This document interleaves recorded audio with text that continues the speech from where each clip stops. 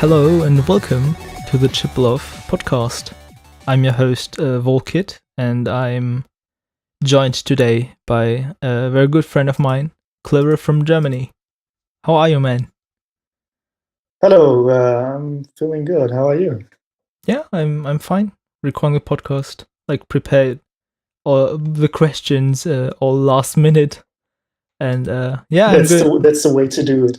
Yeah, it's like the people listening to this don't know, but we already talked like for half an hour before like pressing the record button about like everything chiptune and There was some quality content in there already. It's a shame we didn't record it before. Yeah, maybe we should really think about putting it in somewhere in the podcast, like after a random question. Just well, at the end, 10 minutes stuff about something completely else. Yeah. Okay. Maybe we can like start a little bit with your background and who are you, and that stuff. Like who are you and how did you start it, or like how did you yeah. Like actually, I want to ask. So, who are you and what made you start composing chip music? Okay, well, so my name is Mario. I do music under the name of Klirre. Well, why did I start making music, releasing I think music? like you told me once before. I think it's a long story, but because it involves I think it involves Triac and yeah, exactly. Sejuk as well. Yeah, true. Well, I listened to a lot of like not really chiptune, but at least chip related stuff when I was still in my teenage years, so to say, a long time ago. Actually, not that long. Like I listened to some awful cyber grind stuff and stuff like this. Like they always had some bleeps, like some 8-bit sounds in there, or just some from the Mario games, some sounds or sound examples, something like this. And they always used it for the music and somehow like the aesthetic of the whole thing. And I didn't do this kind of stuff for quite a long time back then. And when I came to Berlin, I remember that one of my colleagues from where I'm studying invited me to a chiptune party that they organized on their own. And this was this must have been 3 years ago now. Yeah, 3 years. And I remember that like I remember actually two acts. One of them was Meaty Man and the other one was Triac. And I remember that I went through all of their SoundCloud accounts back then, and I thought, well, these Triac tracks are really banging. So I went there, and I was like, when I arrived, I was already completely wasted, completely drunk.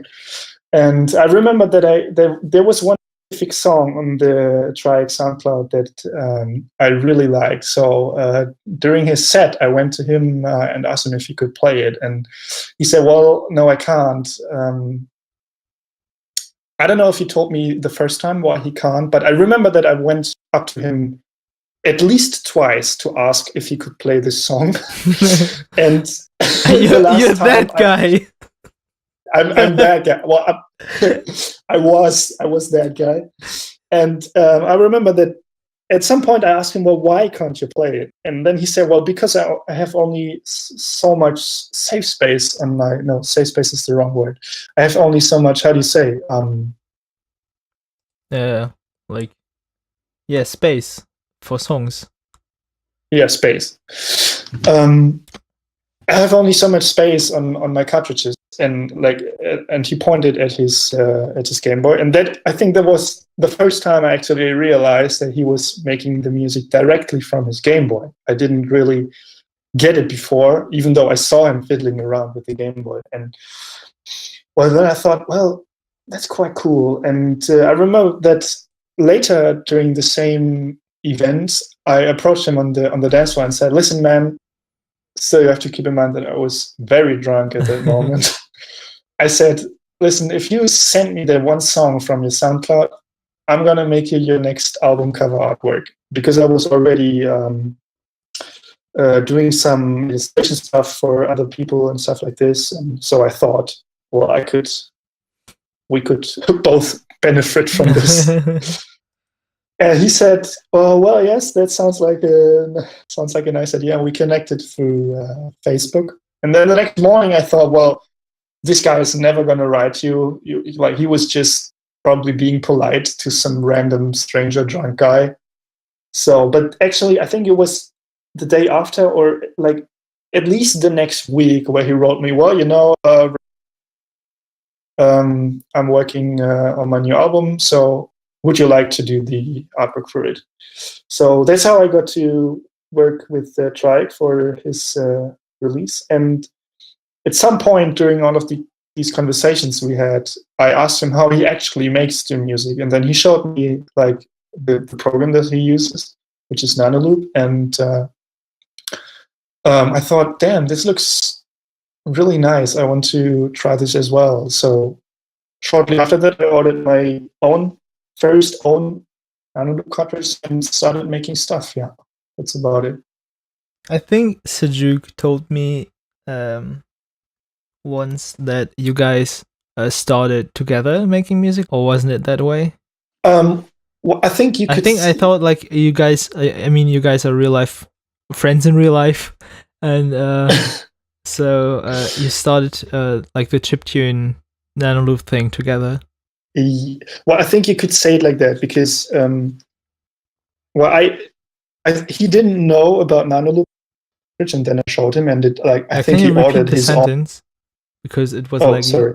Okay, so I think you could say it like that because, I mean, I like Sejuk didn't know about Nanoloop before I got my own cartridge, but I think on the same day I showed him mine, he already ordered his own. Okay. And then at some point, I mean, we were first just doing our own stuff on our cartridges, but at some point we just to get the feeling of the program, of the software, and to get into it, we decided to do a couple of live streams and stuff like this, and where we just compose music live on the Nanoloops. Yeah. Or for an audience, or just for you both? Well, first only for us. Like, we sat down in park somewhere in Berlin and played it through the speakers, and then at some point we Twitch streams. Actually, I think 4 or 5. I'm not quite sure right now. Damn, they're probably all down already. Yeah, probably. I know that we have at least 2 of them recorded completely, because I think I still have 2.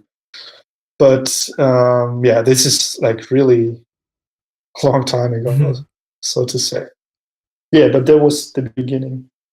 Yeah, yeah, I already mentioned Sejuk. It seems like it's so weird when you call your friends with the artist name. Well, in the context of like this podcast, and for the listener to understand, it's like I have to say the artist name. Yeah. Makes sense. So Sejuk, yeah, you made like he's not like only the guy. Yeah, he started making music with. He also released like 2 EPs together, like the Camino EP, which was very great last year, and the Water Equals Power EP, which was equally nice, at least. Thank you. This year. Yeah. What is like the process of yeah, as a, and I know you guys like perform a lot live together as well. So yeah, like how is the workflow, and yeah, how does it work? How do you guys like yeah, run these things together?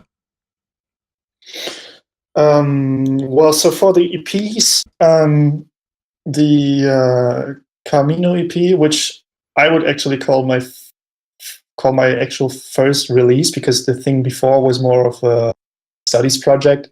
I already thought a couple of times about putting it offline, actually. But yeah, so Camino.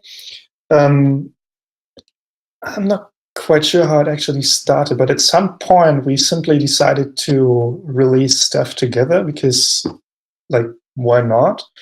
And well, for this part, it was everyone just writing on their own stuff, and then we would from time to time send each other the sketches or the songs that we already had to give some feedbacks and stuff like this. And there was for Camino, like,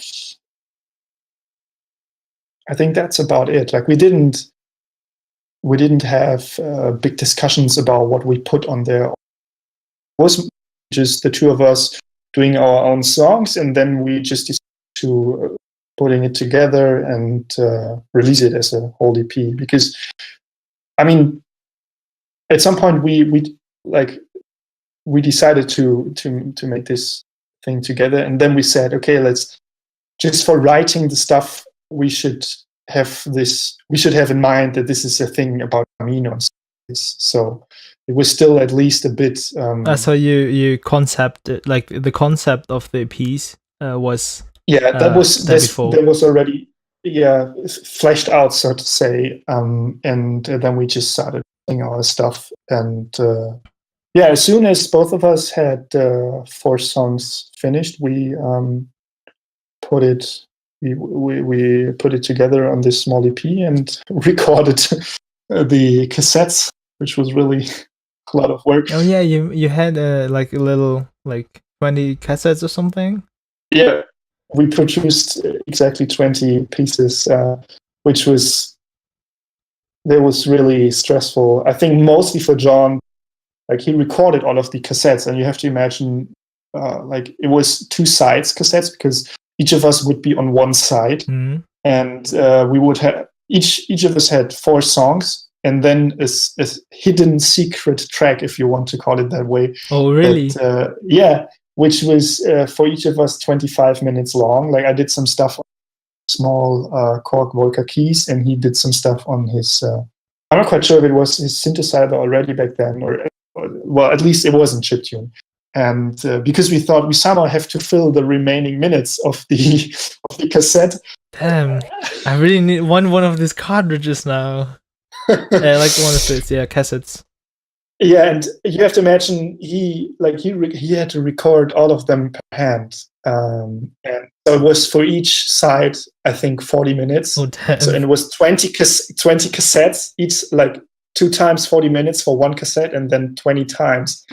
And well, he did that, and the stuff that was basically the layout and the concept art for the whole thing, and then printed it out and cutted it and stuff like this. Yeah. Well, that's for the Camino EP, and well, for playing together, because you asked that as well, it's mostly, I don't know, we don't really have a concept. It started at some point because I thought it would be just nice to have him play as well, and also, like, when I had my first gig here in Germany, which was not how do you say, open stage, I didn't even have enough time to fill. Didn't have enough songs to fill the whole time that I was given. So I thought, let's just play together, because why not? It's fun. And also, I just felt way more secure with Sajuk on the stage as well, because, like, you're not there alone. Yeah. So it's always really, like, I can really feel a difference when I'm playing with Sajuk live and when I'm playing alone. It's a bit less stressful when I do it with Sajuk together. Yeah, it's comfort. Yeah, it's comforting a bit. So that's always nice. And, like, we don't really have a big concept for the shows yet that we played.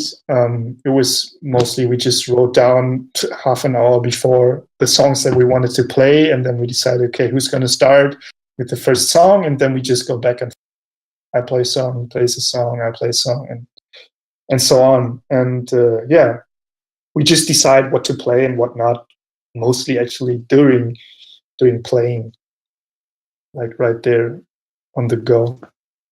Yeah. And was the process for the Water Equals Power EP any different? Well, at least it felt a little different, and it was also it started different, at least, because I remember that. I mean, John and I were both huge Sajuk, and we are both huge Dune fans, like the novel by Frank Herbert, and I read it already a couple of years ago, and I remember that John was I don't know if he already rereading it. He was definitely reading it during the beginning of this year, and I think already end of last year. And so he got a bit inspired by that to work on some tracks. And he said that he somehow wants to make a big concept album, the Dune thing, because this is already a big book. Like there's so much stuff in there that you could make, I don't know, probably 10 concept albums about this thing. But so he said he wanted to do one, and at some point I said, well, this sounds actually really nice. I'd like to join. And he said, yeah, well, sure, no problem. And there were different states of thinking about the concept of this thing. At some point, we thought we should do 3 small releases with like each of them would represent one of the planets that are described in the book, like one for the desert planet, one home planet of the protagonist, and one for the planet of the bad guys and stuff like this.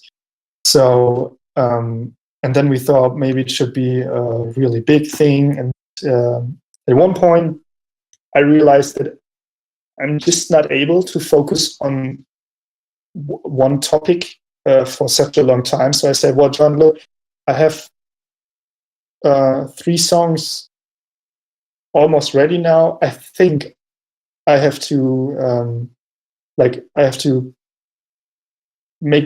get these done for the Dune thing and then do something different. How about we do a small thing? And he said, yeah, well, no problem. Let's just do that. And since then, he's still working. At least he's saying he still is working on his really, really big Dune space chiptune opera, which I hope will come at some point. So yeah, that was how it got to be. We also thought about making a couple of like band pictures and stuff. I mean, we have this one picture of the 2 of us. Yeah, I know that one. And we put it in the campfire stuff. But there was some, like, we had some big concept ideas, and then had to cut back a bit when we realized that we don't have the time and don't have the money. You kind of have like a thing about planets, right?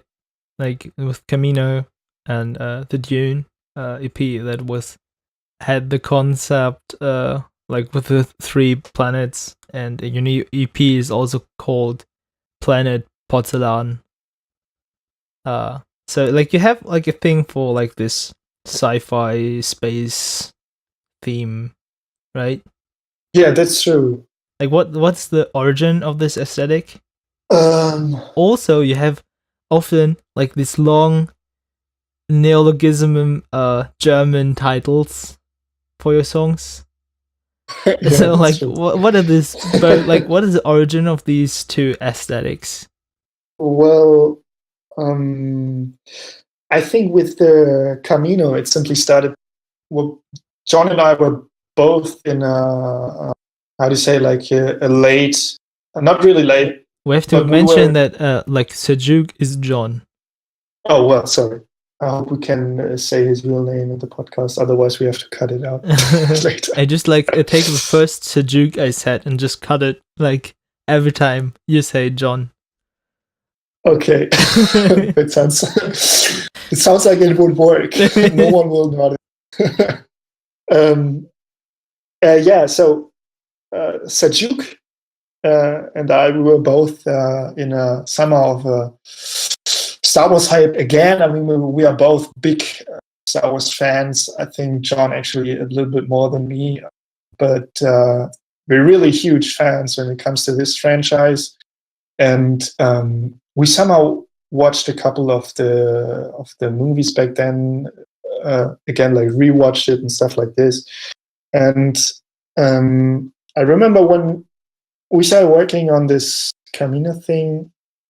I'm not quite sure how it got to be, but I know that at some point I said to Sajuk, well, we should do it. We should do a small concept EP about the Camino planet, like how we go there and stuff like this. Because for me it was something of a, because it was like, let's say, stressful times back then, and Camino was somehow a bit of this planet where, like, it was a bit far away from, let's say, everyday life, everyday stress and stuff like this. Like it's a big water planet, and I already liked it very much. And so it was a bit of a place where you could, if you want to say it like this, it was a place where you could go and cut back a bit and not think about the stuff that's going on everywhere else. So I thought it would be nice to have a little EP about this, and that's also where I started drawing this little fish boy guy, who's also on the EP cover. Mm-hmm. For the other EPs, like the latest one, the Planet Porcelain, as you said before, was well, mostly the same. Like, I always try to make these concepts for the EPs a little bit about some places where you can go to just relax a bit, or that's at least a bit different to the stuff that we experience just every day. So, well, that's for Camino, and then for the Planet and Porcelain EP, the latest one, was, well, basically the same. It was also a bit about a place where you can cut back a bit and go somewhere else. And I think it's simply this idea of going to a different planet that is not Earth, where you can, I don't know if escape is the right word, but where you can at least do some other stuff than you would have to do here. And since sci-fi is simply my most beloved genre, as well as in both in movies and also in books, it was just so to say no-brainer to make it about this as well. And since I knew I would be doing all of my cover artworks on my own, I thought, like, I want to have fun doing these. So that's, I think, also why I chose something like a topic where I know I will enjoy drawing this and thinking about it. And for the German words, well, I don't know. That's an interesting question, actually. I mean, we had the Camino EP in German, and I thought that, at least for my stuff, it worked quite well. So I thought I'm going to stick with German as a language for the track titles. And then for the Kikankari's EP, where the thing with the neologisms started, I think it was at some point when I was thinking about the track titles, I just, like, something came came into my mind about like a word that consists of two words that start with the same letter and stuff like this. And I thought it just looks good. Like it feels nice to have some word creations, stuff like this, I'd say. I think the later part is especially interesting because I think there's like in like the like Vocaloid in the Vocaloid and Dojin music scene, there are examples for tracks where like the titles are German or like for example the titles are German but like the song is in Japanese or English. So there are like in other music scenes there's also examples for like not even being like consistent with the titles and the and the language in the tracks.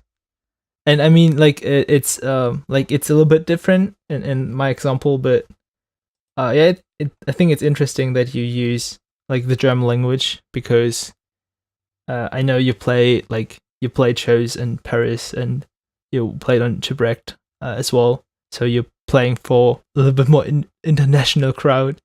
But but yeah, you stay with your German language. Yeah, for the titles of everything. Yeah, that's true. But I always have the description of the story and the stuff like in the Bandcamp links, and I always try to somehow translate the German stuff into English when I explain the story, which is also in English as well. But well, sometimes it works, sometimes it does not really work, or I don't know how to make it work, something like this. But yeah, but for the shows, I don't know. Like I think I never actually like announce my tracks with track titles or something like that, except for some of the remixes that I did. But then I mostly just tell the original title. So yeah, I think most of the people who saw me somewhere live don't know about the German track titles. It would be funny though, like when you're not even when you're playing in Germany, because some of them are really funny. For what? Like what, for example? Yeah, because like you're taking like words and like putting them together, creating new words. Like planet Porzellan, you write it like as one word. Or like I would need to do research. But I think like End Armageddon, you know. Yeah, well, some diarrhea action in the track title going on. Well, yeah, well, no, I also. Yeah, I can't hear you. Yeah, what I also don't announce them in front of a German crowd. I don't know. I don't really like to talk too much when I play because I mean I'm still nervous when I play and stuff like this. So most of the times I'm just playing the stuff that I have, and I also I don't know if anyone would be actually track title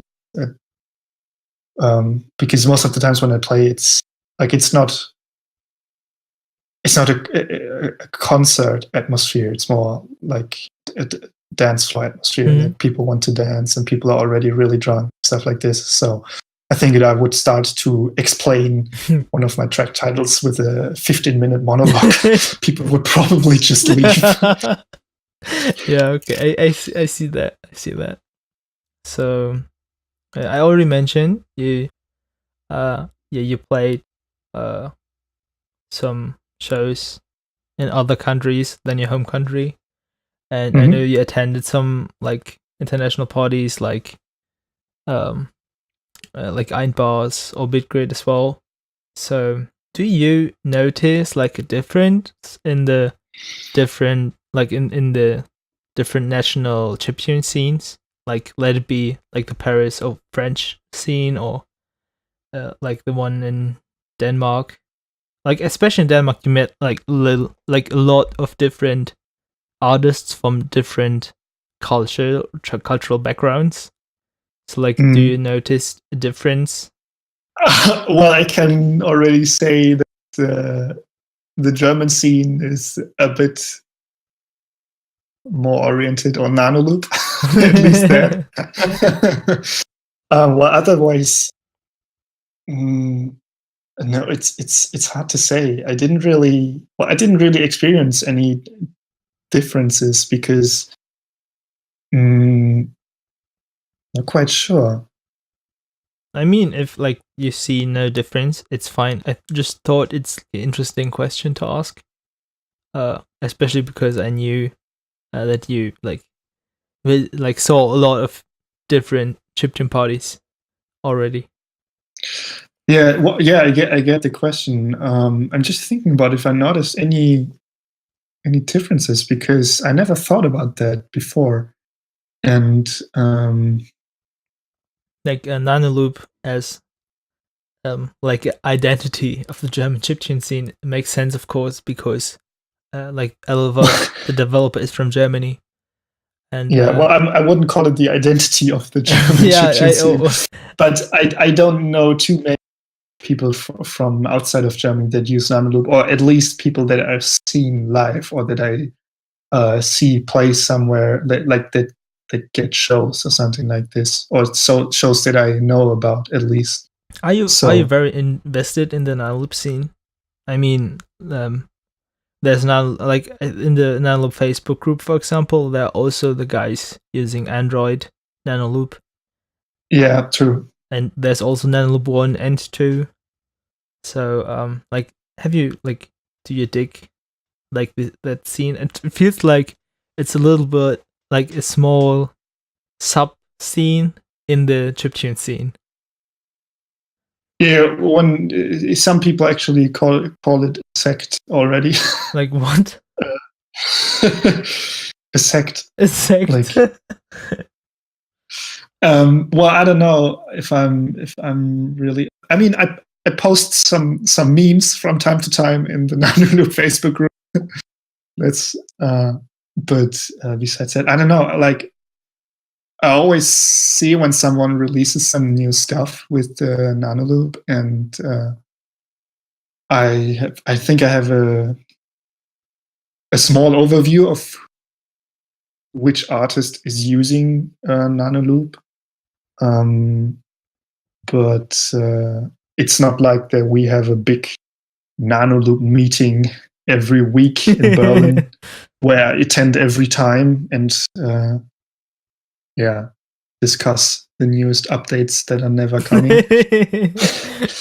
But well, yeah, I think that's about it. But I know you use mainly the song editor in Nanoloop, right? So you don't do, even if you play live, you don't do any live improvisation. Well, mostly not. Sometimes I do some,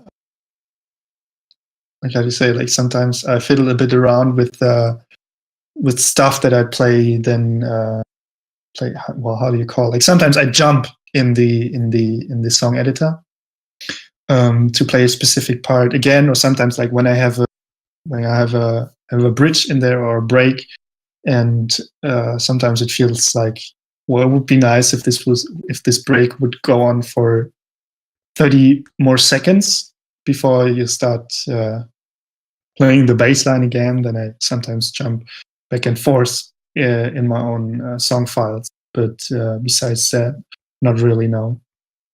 Yeah, because I thought about, yeah, sorry. Yeah, because I felt like me as an like outsider, it feels like a lot of Nanoloop. You're not in the sect. Yeah, I'm not in the Nanoloop sect. It feels like yeah, like the Nanoloop community is very centered about like live improvisation, live performance stuff. Yeah, that's true. I mean, this is what the program is actually made for. At least that's my feeling. I mean, it's a 16-step sequencer where you can like make new sounds really fast. And so, I mean, we both of us actually talked to Oliver Richo, the guy who programs the whole thing, here in Berlin once. And I mean, as far as I remember, he told us himself that this is what this stuff is about, like making more live music, which is, but like, for example, Havoc uses it the way that I would say it was originally intended for. And but yeah, I mean, I learned the program, like the first steps I made in there. I asked Triac a bunch of times for tips and stuff like this. Like he showed me the big basics, so to say, and he uses it. He uses the sound, the song editor as well. And even though it's maybe not really meant for writing like complete tracks, yeah, I mean, it works.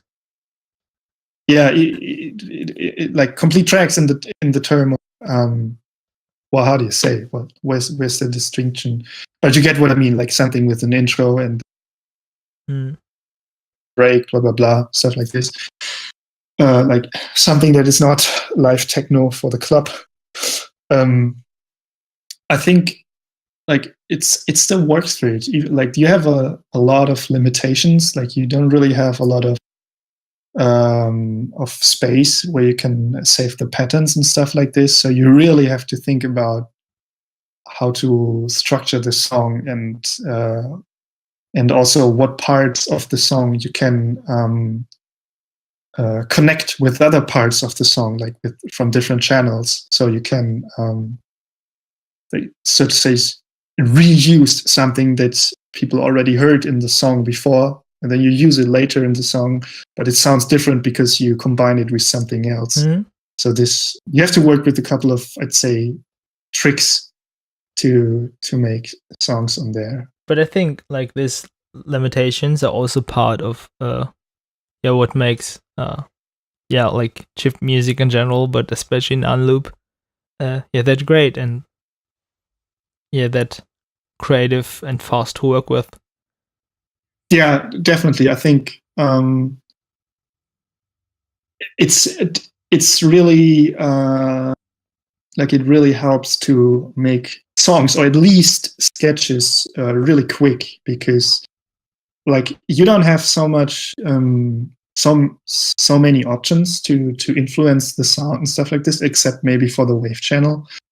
So at some point you have specific habits of first starting a sketch, and then like you can always develop a new sound from there, but the first raw sketch, so to say, most of the times goes rather quick. And I think that's really, for me, that's really the big argument for Nanoloop, which is why I'm not using LSDJ and stuck with Nanoloop, even though I tried LSDJ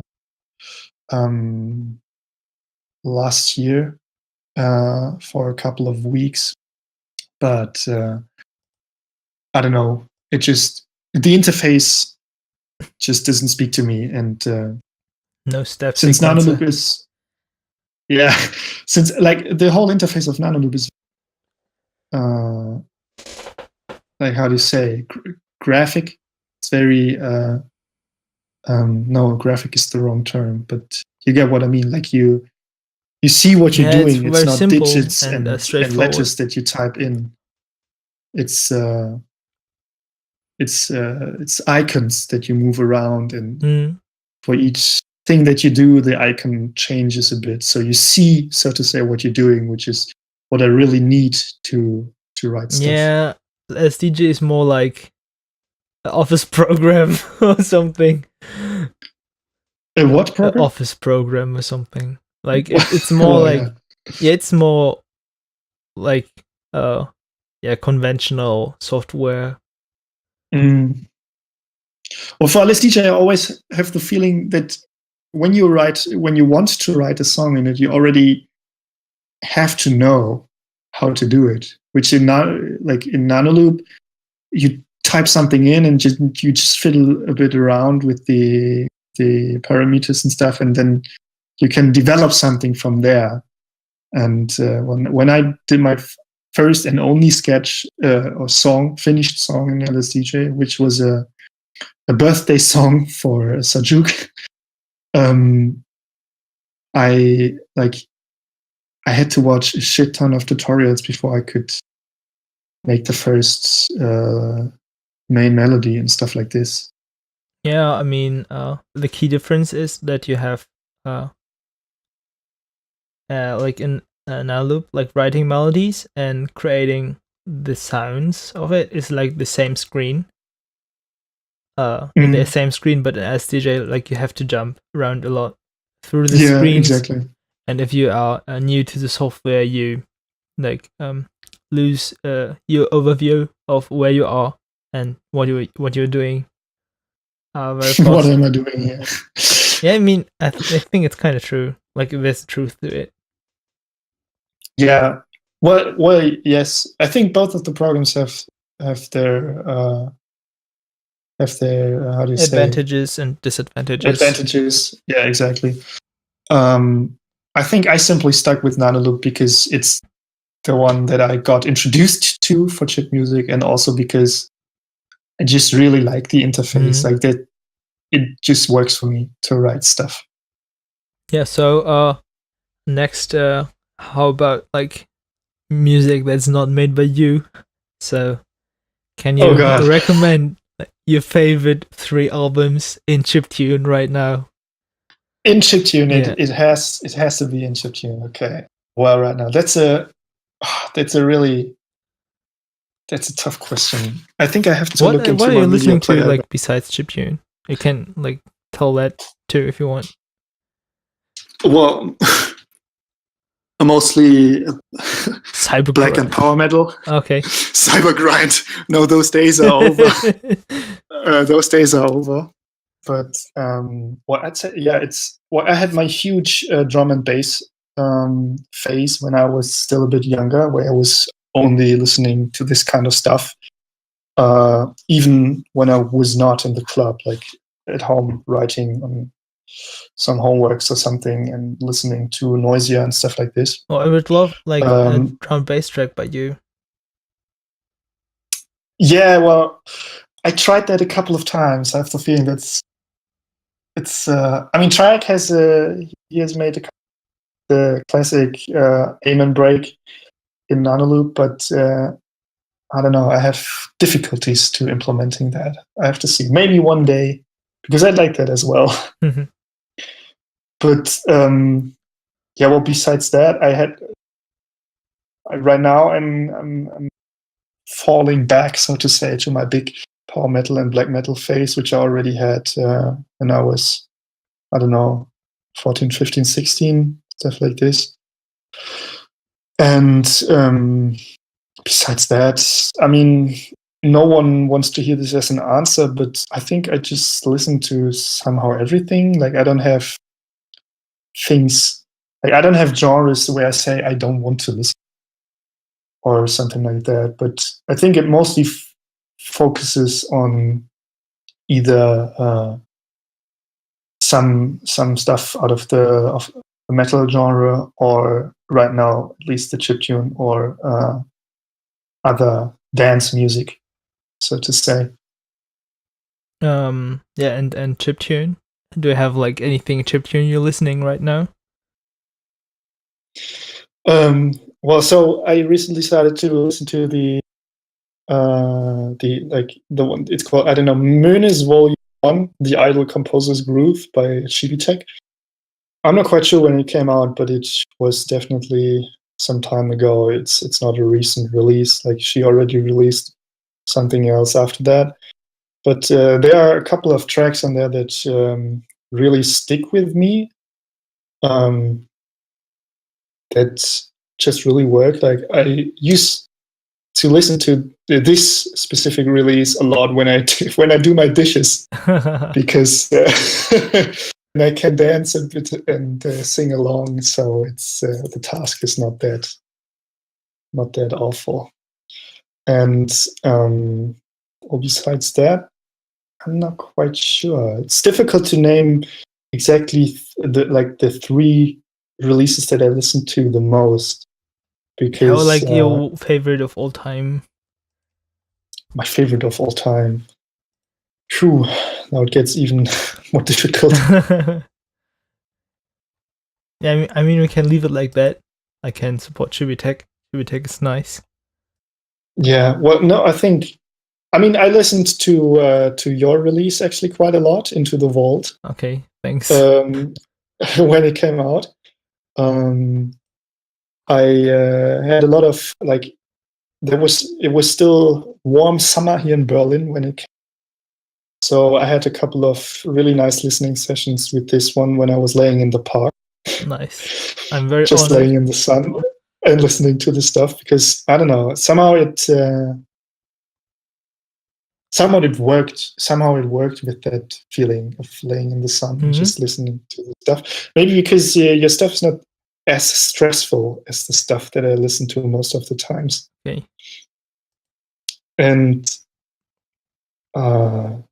well, of course, the Triac stuff. Like, I really like the Powers of Two album. When it came out, it was definitely one of my favorite chiptune releases, especially the song Drop Zone. I still come back to this one from time to time. I actually I'm into like the last 3 or 4 releases of Triac, but even though like Triac himself says like Powers of Two is his like best album, I never really like listened to it. I maybe should like do that. Well, you should do that. I don't know. There are just too many artists. It's difficult to say. I don't want to leave out anyone. So I also have a lot of artists that I follow on SoundCloud. So whenever they are releasing, I always listen to the stuff that comes up in my feed, and I'm always happy when some new stuff comes along.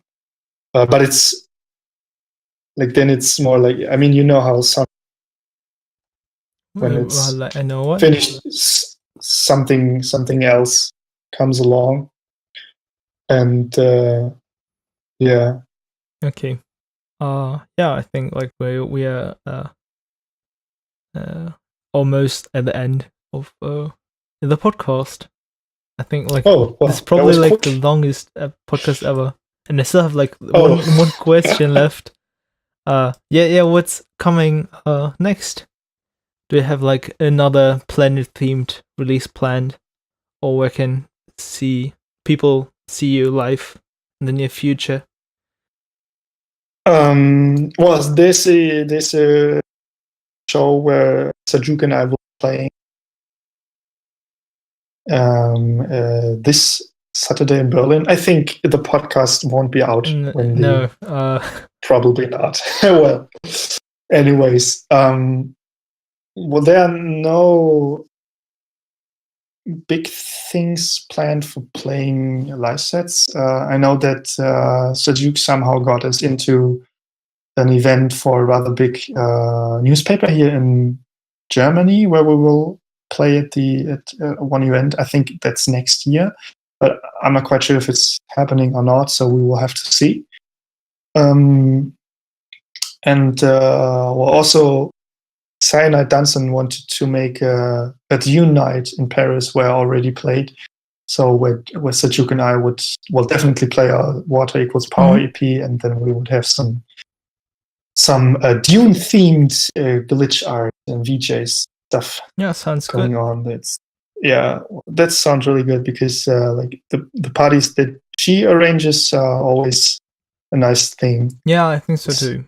Yeah, I mean, you experienced it yourself. I think it's just nice stuff. She told me that there's the plan that they will have specific blue drinks for the night. Nice. Like the Freeman in the book, like they eat the spice. This is for the guys who read the book, guys and girls who read the book. Like they get blue eyes, so they want to have specific blue drinks for the tune night, which I'm looking forward to a lot. So, but there's no actual date for this right now because Sajuk was a bit busy the last couple of months, and now we're trying to find a date for this. And other than that, I mean, I'm always writing on new stuff. I always write new sketches. I often delete these sketches and then write something completely new. But well, my plan would be to have another small release with 4 songs in a couple of months, because I don't know. It's just, I mean, I just like to do this stuff, and I just like to play the songs somewhere. So it's always good to write new music. So I think it won't take too long for the next release. Mm-hmm. Yeah, looking forward to it already. Well, thank you.